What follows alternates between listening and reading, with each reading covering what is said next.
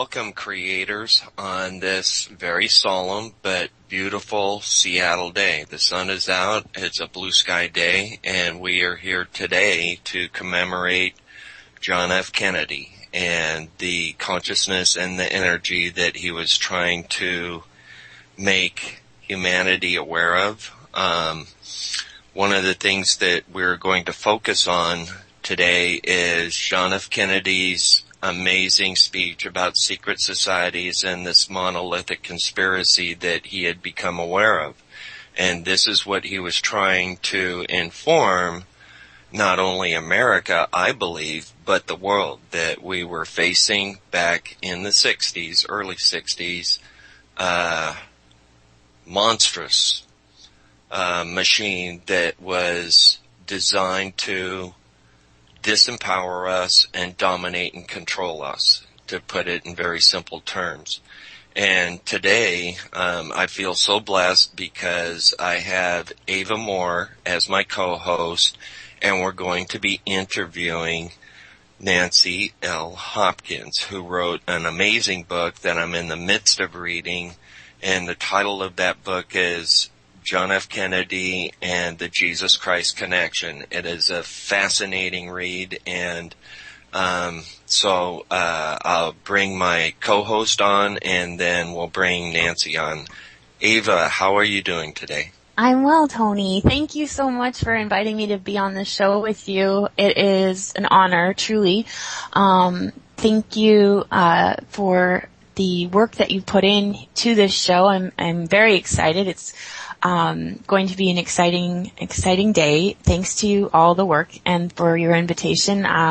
It's nice to belong to this group. This is where everything started for me, and it's very memorable to kind of come back to Wolf Spirit and be on a show here today in the spirit of all of the things that are what this planet is trying to anchor in a way of being that, you know, it means a lot to me to be here. Thank you, Wolf Spirit. Thank you, Dave Corso. And to have Nancy come on is very interesting because she is a woman that is, you know, no fuss, no muss. She gets things done, and she's very much a team player. She rolls up her sleeves and dives in right away. She's been an amazing leader, and just how to ride these energies that are, and have been building since October 2012, the 28th, you know, the Mayan calendar. Things have increasingly gotten more and more bizarre. For me, I definitely feel very much like a mashup between Alice in Wonderland and Dorothy. At times I feel like I'm standing in the midst of an energetic hurricane, in the eye of it, watching everything flow around. And while I'm falling down the middle of it, you know, it's like, oh my goodness. So to have people who are seasoned in energetics and, also in this country, and the live gameplay that seems to happen between the different sanctions within the country, where, you know, one sanction, you know, whether it be alphabet or military, you know, Air Force versus Navy or CIA versus NSA or whatever, I don't know. But you can almost, I can almost start to see how in real time things get built up very quickly and then deconstructed by the other side and rebuilt and then deconstructed. It's like, oh my gosh, this is bizarre. It's so hard for me once I started to see this, to get my footing, energetically speaking. So, being with a very amazing crew that has come out of Wolf Spirit Radio as my foundation has been a godsend. So I am very honored to be here today, and I'm grateful, Tony, because you were part of that team that brought Bill in, as soon as he came out. So, a big thank you to Wolf Spirit Radio and to yourself, Tony, for having me, and I'm really glad you're here. Thank you so much, Eva. And this has been kind of an interesting day to try and juggle a couple of things, because what what this particular 1 hour show is about is, and I'm very adamant about this, is that what happened on November 22nd, 1963 at 12:30 Central Time in Dallas, Texas. I was actually living there. I was only 3 years, 4 months old. And I remember, I didn't have the consciousness to really understand what had happened. But, it's part of my history, and that I knew something really, really, really bad had happened. And I actually spoke to my mom earlier in the week and just to do some fact checking, and it was very interesting, some of the information that she told me about what she experienced on that infamous day. And it actually was something that absolutely compelled my folks to move from Dallas, Texas, because of what they were witnessing. And what's really important to me today, and what I'm going to do today, is that we're going to have this interview with Nancy Hopkins, and we're going to use the first half hour for Nancy to explain how she came into the information that she has got, that's quite astonishing, and her journey through her life and how she gathered this information. And she's been an amazing researcher. She was part of the military-industrial complex and in the intelligence community, went to a super spook school, in quotation marks, and so she has an amazing foundation to give us information that she can derive from. I would also want to mention that we have a very good friend of mine, Eva Peters, that has some very interesting and fascinating financial information, because there has been this group of people very hard at work to take down this financial cabal, and it seems that they're making some headways. That will be later on at the end of this hour. This first hour part of the show is from 10 to 11. The bottom of the hour, we're going to be playing JFK's very famous Secret Society speech, and then we'll close the show at the top of the hour, and then we come back on at 1 to 3 o'clock. We'll probably go to 4 o'clock if Dave lets us, for the second part of the show, because there's a great deal of information that we are trying to get out to people so they can understand what was stolen from us. This consciousness and this energy of awareness of what we faced that John F. Kennedy was trying to inform us about. So, Dava, can you say hi, and then we're going to go and introduce Nancy. Hi, Tony. Thanks so much. I just had to unmute my mic there. Yeah. Yeah, I'm really excited to be here and have some very, very groundbreaking news to share relative to all of this that's going on. And I can hardly wait. And I can hardly wait to hear what you've got lined up. This is just the most incredible thing. So I'll talk to you later. Okay, thank you so much, David, for joining us. Bye. Nancy, welcome to Spirit Quest. I scarcely know where to begin. I'm in the midst of your wonderful book, John F. Kennedy and the Jesus Christ Connection, and going through it and trying to gather all this information and all these notes of your amazing life path and some of the synchronicities that just lined up for you and showed up. It's a fascinating book because you speak of the cosmic reality. It's that there are energies, there are forces that if we set the, I'm looking for the correct terminology, kind of the intention and our heart and our mind in the right place, certain things happen for us that take us down this path of purpose and that's what I was going to say, Tony, is, we have almost in this time, in this day and age, we have the collapsing of polarities. And Nancy, you've done an amazing job documenting some kind of tips on how to navigate the collapsing of duality, the collapsing of timelines into a singularity. And what better day than today to, yes, we're commemorating. Yes, on some terms, things were stolen. Yes, on some ways, it is solemn. But if we are in the potential of absence of duality and reclaiming into a synergy, Nancy, could you kind of talk about the cosmic rules and how to apply those in the idea of reclaiming the consciousness that Kennedy was working so diligently to bring into the collective of the United States and also the world, and partnering with other countries? Is that maybe a good place to start, Tony? Do you like that idea?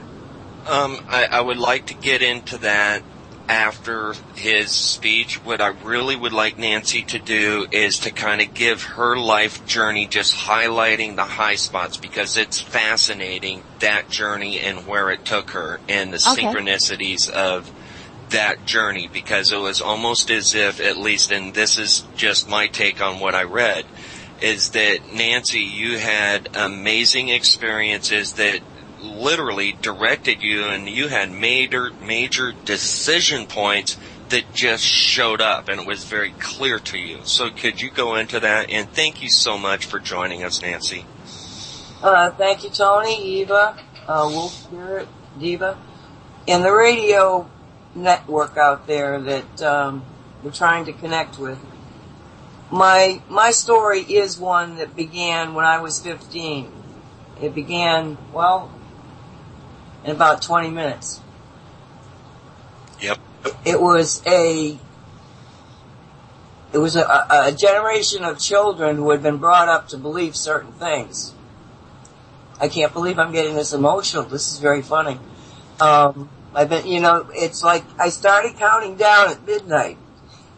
And I'm sorry I'm getting this emotional, but maybe we have to, because a child and a generation of children, in 12 hours time, they were going to go from children to adults because somebody decided to kill a man. And what I want to do right now is to read you from the book what happened in that instant, not just to me, but for a generation that grew up to be the generation of the 60s. A generation that is now in his 60s and is still, I can tell you, absolutely pissed off. Because everything that we were, now, 20 minutes later, different, completely. The world changed in an instant. So right now, please give me the time, I hope I can get through it, to tell you what happened to me and to a generation. The man who had been from my state, the state of Massachusetts, the man whom I had campaigned for, the man who represented every dream I had been taught to honor, the very embodiment of everything I had been taught to admire and desire, the war hero, the religious man, the good father and husband, the wealthy and charismatic President of the United States, was dead. Someone had shot him. Someone had shot and killed the president. That's what happened. And from that moment on, my life was dedicated to understanding, why did you kill him? Why did you destroy my dreams? And as Tony was explaining, it was like, and as Eva has pointed out, there's an energy field all around us. And all it wants to do is answer questions. And because my questions were so very focused on one moment in time, 50 years ago, my life just took turns and twists. People would say something to me. I'd find a book that led me to answers. Now, they're not the same answers that other people have come to. And it doesn't matter if they're right or I'm right. What we have to think in terms of is, what has it done to us as individuals? Where did we take it? And in my case, I just started, remember this was before the internet, and I just started to research every magazine, every newspaper. I'd go to the libraries. I'd try to find out what the stories were. And by the time I was a sophomore in college, I had a file that was 1.5 inches thick. And I went to a talk by a guy who was against the Warren Commission results, and he was going from university to university disputing the Warren Commission. And I asked him, I said, well, what about the third bullet? And he said, what bullet? And I said, well, the third hole, the one that was in his back. And he said, what? What are you talking about? And I said, well, and I pull out the file, and I've got notations in the file about 2 FBI agents, their report that I got from a newspaper, I think from Chicago. And it said that these 2 FBI agents were in the autopsy room in Bethesda when Kennedy was being autopsied. And they said that there was a bullet hole in the back of in his back, about 5 3/4 all the down from the neck. And that when Humes, who was the autopsy surgeon, tried to probe it, it was like a puncture wound. It was not like a hole. And this was confusing to the FBI people, but the problem is that this report was never in the Warren Commission. It was never mentioned. It was never talked about. So I tell this guy, and this guy goes off and does his thing, and I go off and I do my thing. And very shortly after that, I realized I couldn't find my Kennedy file. But I was having trouble in school. I was a kid, and I just figured, okay, I've misplaced it. And it's sort of like I never much thought about it anymore. What I found out much later, 10 years later, as a matter of fact, is that the guy that I had talked to that day that was talking against the Warren Commission, 2 weeks later was dead in a barroom brawl in Boston. Now, what I think happened is that they were following him, heard me tell him this, knew that he would talk about it, stole my file, figuring a sophomore is going to forget about it, and that's exactly what happened.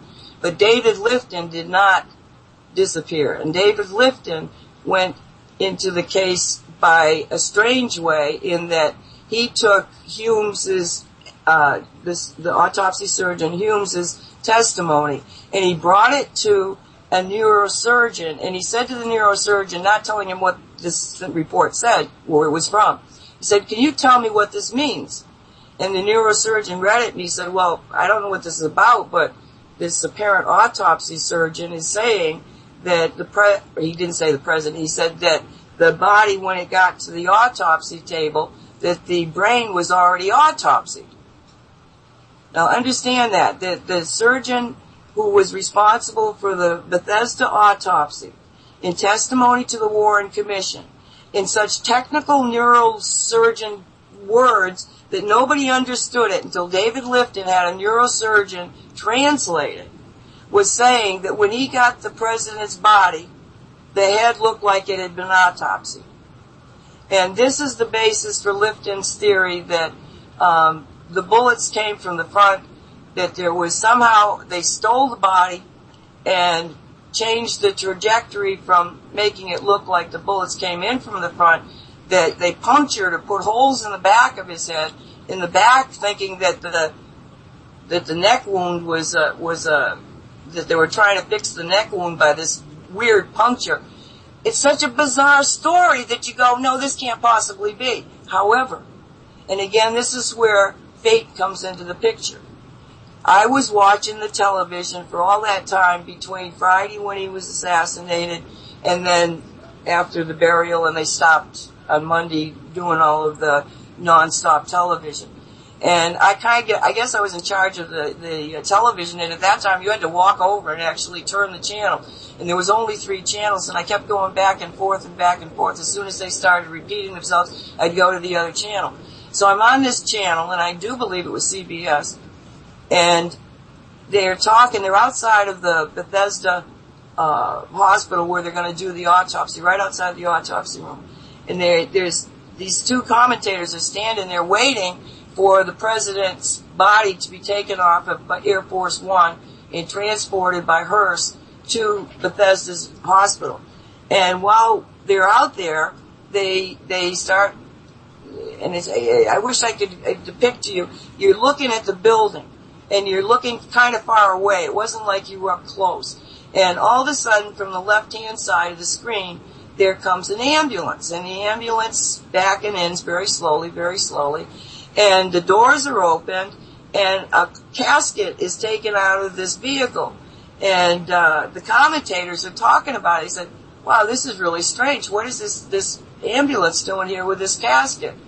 Well, that casket becomes critical in Lifton's discussion because he believes that that was actually the casket that had the president's body in it. So again, the reason that I went with Lifton was because life had manipulated me to put me in a position to actually see that second casket. And the story goes on. I don't know how far into this do you want me to take you, Tom? Yeah, this is an interesting aspect as well, because I accidentally ran into a video last night when I'm doing all this research. It's been an amazing couple of days. Is that television was very, very important in this entire construction of the lie that they were selling us. And what is fascinating is that there was actually a blurb on several of the news stations where they were talking about how the president was a little unpredictable and sometimes he got away from his Secret Service agents, and this is what had happened to President McKinley, and this is how he got assassinated. This was right before they were filming the motorcade that John F. Kennedy was in. I mean, this was minutes before they started filming that entire process of the motorcade going through Dallas, Texas. So this is what is called predictive programming, is they're setting the people up to accept something that they would not normally accept, which I found absolutely diabolical yet fascinating. That was when he left at the Dallas airport, when Yes. he went over to the crowd that was at the fence. I've heard that. Right, it was a very bizarre thing. I mean, when you hear it, you go, why did he go there? It was very strange. Right, but it was the commentator. Yeah, it was the setup to prepare the people for something bizarre happening. And I found that fascinating. Also, television being a programming tool, which I think more and more of us are becoming very, very aware that that's exactly what it is. So, we have about 5 minutes before we're going to run JFK's profound speech and warning to the American people and to the world. Is that, could you give us kind of like a 5-minute collapsed version of your journey through the intelligence community? Well, how you got into the intelligence community, because back at 15, that kind of started your journey into the synchronicities that really steered you towards the intelligence community. Right. Well, I never stopped looking for the answers, and it became obvious that anybody who has ever really studied the assassination comes away with something that I'm sure the plotters never intended. And that was you walk away knowing there's a secret society. You cannot look, I mean, you can find it in all sorts of ways. The mafia, you can find it in the oil companies. I mean, a secret society is an organization that keeps secrets from everybody else. And that is the critical element, is that all of a sudden all sorts of people who'd been studying it went, wait a minute, there's something very dire and devilish in what's happening here. And people were waking up because of the assassination. It forced them to analyze data that we weren't paying any attention to. Well, and I see it much like 9/11. There's this similar, energetics to impact. Both like that whole shock and awe campaign.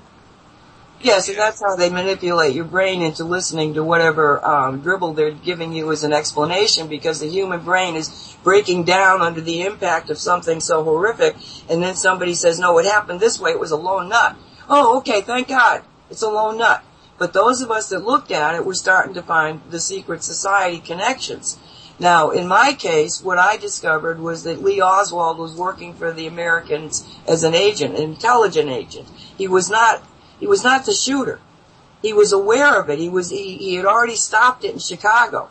He was attempting to bring in a team that would stop it, but he didn't understand the full depth, because at every layer there's another layer and another layer and another layer, and it's all maintained of secrets, and everybody knows a different lie, a different version of reality.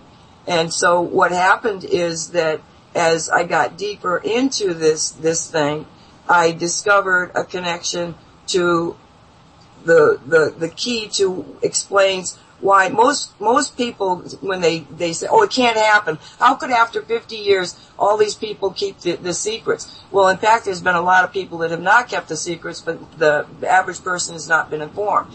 But the reality at the time was, I asked the same question. That was one of the first things I looked at.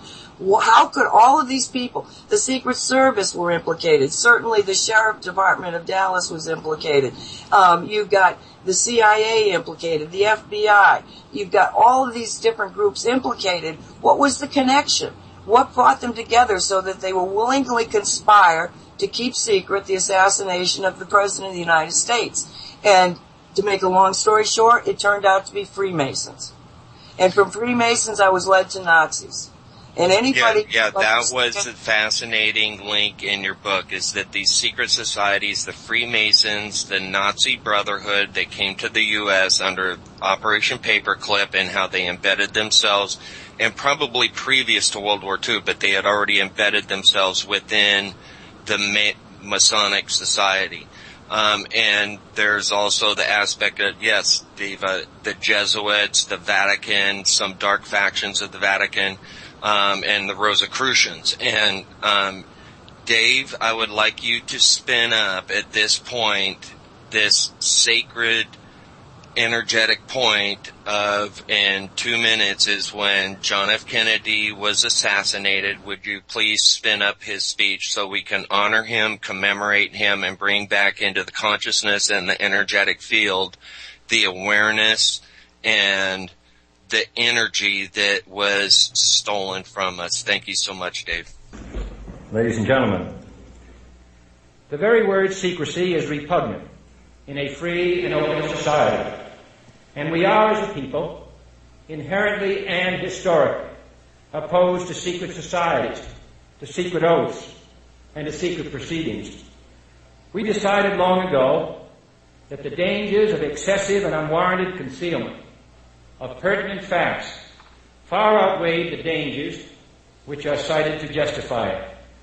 Even today, there is little value in opposing the threat of a closed society by imitating its arbitrary restrictions. Even today, there is little value in ensuring the survival of our nation if our traditions do not survive with it. And there is very grave danger that an announced need for increased security will be seized upon by those anxious to expand its meaning to the very limits of official censorship and concealment. That I do not intend to permit to the extent that it's in my control.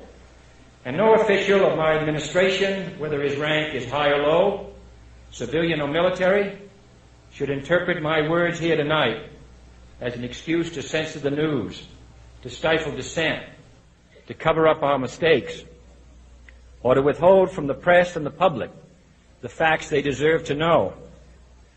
For we are opposed around the world by a monolithic and ruthless conspiracy that relies primarily on covert means for expanding its sphere of influence, on infiltration instead of invasion, on subversion instead of elections, on intimidation instead of free choice, on guerrillas by night instead of armies by day. It is a system which has conscripted vast human and material resources into the building of a tightly knit, highly efficient machine that combines military, diplomatic, intelligence, economic, scientific, and political operations. Its preparations are concealed, not published. Its mistakes are buried, not headlined. Its dissenters are silenced, not praised. No expenditure is questioned, no rumor is printed, no secret is revealed. No president should fear public scrutiny of his program, for from that scrutiny comes understanding, and from that understanding comes support or opposition, and both are necessary. I am not asking your newspapers to support an administration, but I am asking your help in the tremendous task of informing and alerting the American people. For I have complete confidence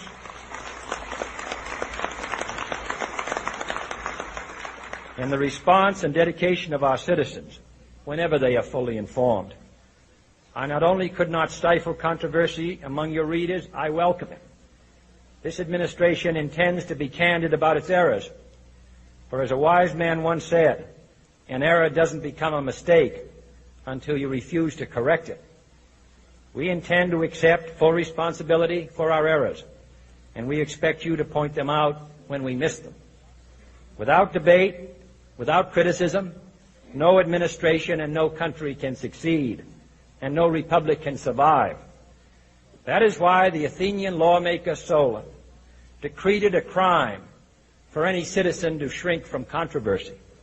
And that is why our press was protected by the First Amendment, the only business in America specifically protected by the Constitution, not primarily to amuse and entertain, not to emphasize the trivial and the sentimental, not to simply give the public what it wants, but to inform, to arouse, to reflect, to state our dangers and our opportunities, to indicate our crises and our choices, to lead, mold, educate, and sometimes even anger public opinion.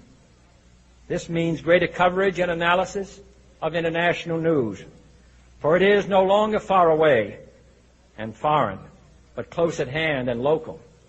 It means greater attention to improved understanding of the news, as well as improved transmission. And it means, finally, that government at all levels must meet its obligation to provide you with the fullest possible information outside the narrowest limits of national security. And so it is to the printing press, to the recorder of man's deeds, the keeper of his conscience, the courier of his news, that we look for strength and assistance, confident that with your help, man will be what he was born to be, free and independent. Message that John F. Kennedy was trying to give us. And thank you for this very solemn, commemorative moment. And I hope that we can all carry this in our consciousness, in our awareness, and in our heart, that he was trying to empower us to be aware of these forces that are acting upon us, and that we do, if we live in truth and speak the truth, we can overcome this monstrosity. And my feeling is at this point, we are now down at the end of the road, and something must be done. And we begin doing that by telling the truth and carrying the truth and trying to help other people to see this truth. And the amazing process of growing spiritual awareness is that once people can see this, and this has just been my experience, and I've talked to Nancy about this, is that I have found that I'm living in two worlds. And I believe at this point we are transitioning from one dark world to a brighter world. And sometimes that's very difficult to see, but there is amazing work being done that a lot of people aren't informed about at this point. But this movement was also prophesied by many different cultures, that humanity will transcend the darkness, and we are in the midst of this right now. We are at a tipping point. So we're coming to a very powerful, energetic state that it will become time to choose what we embody. Nancy, please continue with your information and your experience. Well, let's see. he truly was an amazing orator. And a lot of people don't know that he also was the only president to win a Pulitzer Prize for Profiles in Courage. It was a small book, but it was written about different men in history that he admired. And for all of this stuff you hear about John's personal life and his womanizing, he was full of faith in human beings. The man won the election because he was a war hero. And let's just go back for an instant and think about what kind of a world we're talking about. The Nazis had killed 6 million people in a theory that at the time I was writing about this and studying about this in the 70s and 80s was unheard of. Nobody knew about this. And, I talk about taking yourself to the brink of the rabbit hole and then jumping in. I began to find indications through a book called The Sphere of Destiny, which was written by Trevor Ravenscroft. And that book depicts a Germany that was based on occult belief, on mysticism, on the concepts of reincarnation, and the belief that there would be a Messiah to lead the German people, the Aryan race, to their rightful ownership of everything that is. And Ravenscroft knew this guy in Britain, and that man was attempting to write his own story but couldn't quite do it, so Ravenscroft wrote it for him, and that became The Sphere of Destiny. Now that was another weird thing. It was a friend of mine that brought a stack of books that had been donated to the library over to me and said, we don't have room for these, but they're metaphysical subjects. You want them? And I said, yeah. So she puts them on the desk, and a couple of days later I pick them up, and one book flies across the room. I'm not talking like drops out of the stack. It flew across the room. It was 3 feet from me.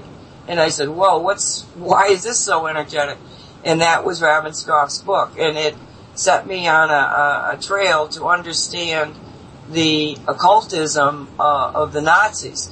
And to be honest, at that moment in time, which would have been 1974, I didn't believe in occultism and secret society. I had no clue that any of that existed. The Sphere of Destiny is a story that is in of itself a very long and mystical kind of story. But at the root of it is this Nazi philosophy that there are powers inherent in human beings that remain untapped. And Hitler was always talking about getting these supermen, these superheroes, these super beings. Everybody thought he was talking about, Aryan heavyweights. No, he was talking about metaphysical properties that the only other well-known, well, maybe there's others, but the one that fascinated him the most was the powers demonstrated by Jesus Christ. And this is where you get the connection between Jesus Christ and John Kennedy, is that I believe the Nazis did not simply disappear after Germany, that there's, thousands and thousands of Nazis, SS, top of the line, Aryan perfect people that disappeared after the war. And it wasn't just the I can't remember the number, but I think it was around 1,500 scientists that came over with paperclip. It's not just limited to them. There was 20,000 Nazis that disappeared. Where'd they go? Well, I think that they did. They came to the United States and other places, and that they integrated themselves into the superstructure that was here. And at that time, you're talking right after the war, you're talking the oil companies, you're talking international bankers, you're talking about a lot of the manufacturing of the cars, and everything is starting to really crank because it's still working off of the war industry of the time. And then in the middle of it, you got somebody comes up and says, hey, let's build these nuclear plants. And I've always been suspicious of this because anybody that does any kind of logical research realizes this is insanity. And yet, all of a sudden, there is this massive building of nuclear plants. And it turns out that the company that was building most of these is called the Bechtel Corporation. And it's a secret society in that you don't know who works there. This was back again in the 60s. I think they've gotten it so that there's more illusionary stuff out there, like that you really know what they are. It's all secrets, all BS. But the company itself, every time you saw somebody that worked for the company that ended up in the U.S. government, they all had German last names. And I said, well, this is really interesting. And then I found out that Bechtel was the company that was building all these nuclear things. And I'm thinking, man, if you've got all this dirty money and you need to clean it up, but you can't clean it up in oil or industry or things that are already there because your co-workers there already got those things. Well, how about you clean it up in the nuclear industry? Now, this seems to take us away from where we're talking about with Kennedy, but the reality is that Kennedy knew things about where we were going, especially within the concept of the space race. Now, the man was a visionary, and he could see things that were happening that other people couldn't, and I don't think it was because he had better intelligence. He did have better intelligence, but I also... He was a Gemini. I also believe that he was being guided to certain information in the same way that I was guided to certain information. And at the time, you know, let's just for a minute, again, just to understand the man a bit. He got in, the speech that we just heard was in April of 61. He had become president in January. They had the Bay of Pigs, which was an attack by American forces to recapture Cuba. There was a lot of it was mostly Cuban forces that went in, but it was directed by the CIA. So, and he got burnt bad. He really did. There was a lot of uproar about this. So now he gives in April the speech about the secret societies, and you're going like, well, now what's this about? Okay? So then you have get to October of 62, okay, 18 months later, and you have the Cuban Missile Crisis. And if Kennedy wasn't there, I don't think any of us would be here, because there was a push for the nuclear war. It was like they're all on a suicide bent, and the only person there that had some kind of a mission to survive was Kennedy himself, John himself. Well, I would love to hear a little bit about the ties also between his June 11th speech in 1963, where if he had insight to all of these Nazi agendas and secret societies, and then you get him coming forward with such presence, talking about the division of race and the place that if we allow one human being's rights to be removed, that, you know, he had such a clarity at that point around segregation, and around that time Medgar Evers was shot and killed. So there was always these parallels where he was on it. He was in the now, like in this time, bringing it back to 63. Eva, you gotta understand, Eva, it goes beyond what just Kennedy was doing at the time, because when you had the Cuban Missile Crisis, the only way it was stopped was by Bobby Kennedy going to the ambassador of the USSR in tears saying, John's lost control of the country, Khrushchev has got to renege. Now, just so that people out there understand what happened, they got pictures of missiles, nuclear missiles in Cuba. The Soviets admitted they had put them there. The military wanted to go to war. John says, no, let's do this thing. We'll just put a blockade up and stop any more ships from coming in. So you got the Soviet ships with more missile stuff coming in, and the U.S. Navy's there to stop them. At that moment, that's when the call went out from Bobby to the ambassador of the USSR to get to Khrushchev. And Khrushchev stopped his ships and turned them around. So if it wasn't for the fact that Kennedy went outside of what was existing there, we wouldn't be here. So you've got a situation where now Kennedy and Khrushchev have been forced to have these back channel communications. And at that point, you have a definitive change in the mechanisms that were actually in power. And it happened again because of the missile crisis, because now Khrushchev and Kennedy got together with Pope John the 23rd and got the Pope to make a radio plea for peace, peace, peace. We need peace. They gave Khrushchev the ability to bow out gracefully and allowed Kennedy to say, this is a great man, in both men, the Pope, and that started a relationship that went on behind the scenes during all this time. Now, what you're referencing as far as the June 11th speech that was the civil rights and end of discrimination speech the day before on June 10th, he had made a speech that was pleading for peace. And it was so moving that Khrushchev actually rebroadcast it throughout the Soviet Union. He had just before that established the Peace Corps by executive order. And then he was also attempting to get Khrushchev to do a joint venture into space. Now, what happened in the assassination that makes it really kind of fascinating, well, more than fascinating, is that you have Pope John the 23rd was already being visited by the Khrushchev's son-in-law. So they were talking. Khrushchev and the Pope were talking. So then you have the Pope is going to meet with John Kennedy in June of 1963, around the 23rd. It was tentatively scheduled for the 23rd. But the Pope is dead on the 3rd of June from a fast-acting cancer. And then Kennedy is assassinated, 5 months later.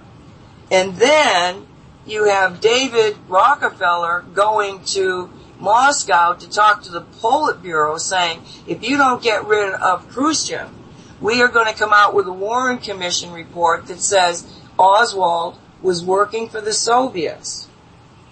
You get rid of Khrushchev, we'll say Oswald was a nutcase and there was an assassination, by somebody who just, happened to have been so crazy he went off the Soviet Union at one time. And Nancy, yeah. I think it's really important because to connect these three different people that are very powerful, it's what I found very fascinating in your book is that Pope John actually invited Khrushchev to come to the Vatican, and he had various different conversations with him. And John F. Kennedy, being Catholic, is that that was kind of the nexus point to where they were able to start communicating with each other because they hadn't that in common, is this liaison with the Pope. Correct.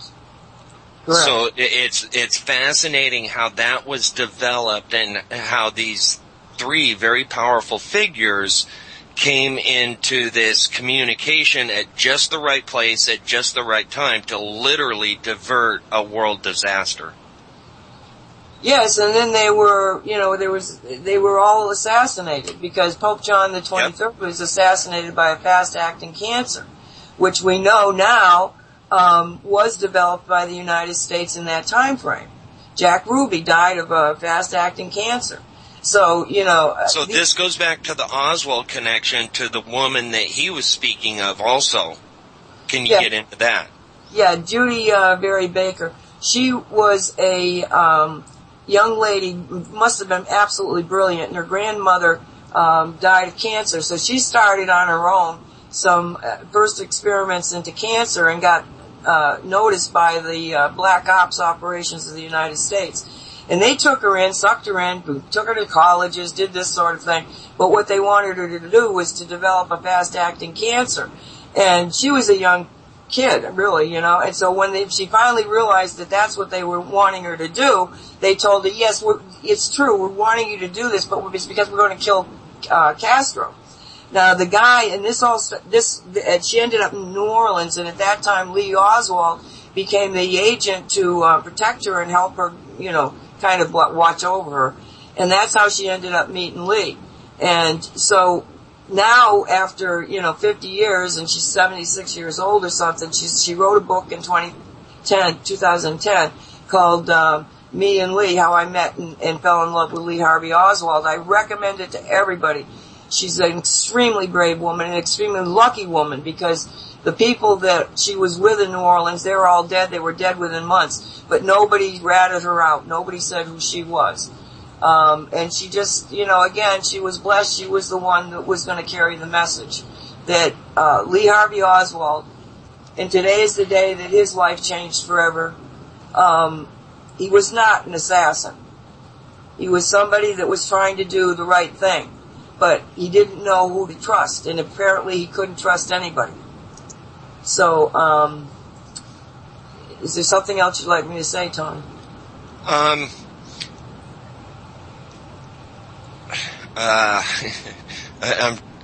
multitasking here. Pardon me. I'm trying to figure out an easy way to segue into some of the information that Deva has, and I just don't feel that the timing is right, and I'm very, very sorry about that, Deva, and I was asking if you can join us for the later show today, because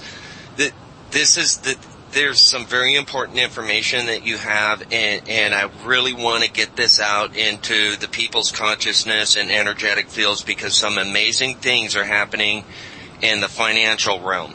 And yet we have this whole story that we need to get out, because all of this is very, very important, and what is happening right now, especially on this auspicious day.